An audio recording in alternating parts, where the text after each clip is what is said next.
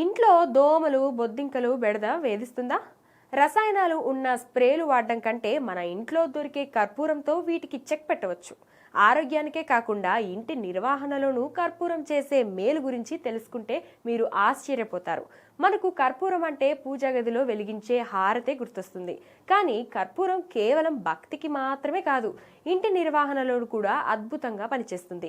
చీమలు, దోమలను తరిమి కొట్టడం నుంచి నొప్పులను తగ్గించడం వరకు కర్పూరంతో కలిగే ప్రయోజనాల గురించి తెలుసుకుందాం. కీటకాలకు చెక్ పెట్టండి. ఇలా ఇంట్లో బొద్దింకలు, బల్లులు, బెరద ఎక్కువగా ఉంటే 2 గ్లాసుల నీటిలో కర్పూరం పొడి, రాతి ఉప్పు, కొంచెం షాంపూ కలిపి స్ప్రే బాటిల్లో పోయాలి. కీటకాలు తిరిగే చోట దీనిని చల్లితే అవి క్షణాల్లో పారిపోతాయి.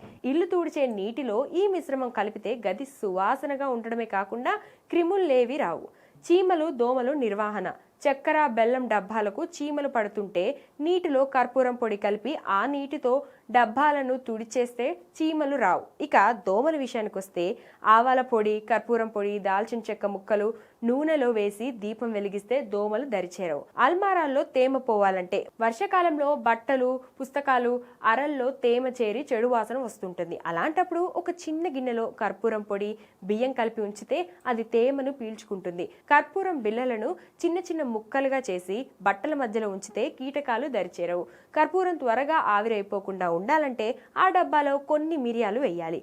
ఆరోగ్యం, ఆహ్లాదం. కీళ్ళ నొప్పులు లేదా జలుబు వేధిస్తుంటే కొబ్బరి నూనెను వేడి చేసి అందులో కర్పూరం వేయాలి. ఈ నూనెను నొప్పి ఉన్న చోట రాస్తే ఉపశమనం లభిస్తుంది. అలాగే ఆదివారం, మంగళవారం సాయంత్రం పూట లవంగాలు, యాలకులు, కర్పూరాన్ని కలిపి వెలిగించి ఇల్లంతా ఆ పొగను చూపిస్తే ఇల్లు ప్రతికూల శక్తి పోయి ప్రశాంతత నెలకొంటుంది. దీపపు ఒత్తిపై కొద్దిగా కర్పూరం చల్లితే వెలిగించిన వెంటనే త్వరగా అందుకోవడమే కాకుండా మంచి సువాసన వస్తుంది.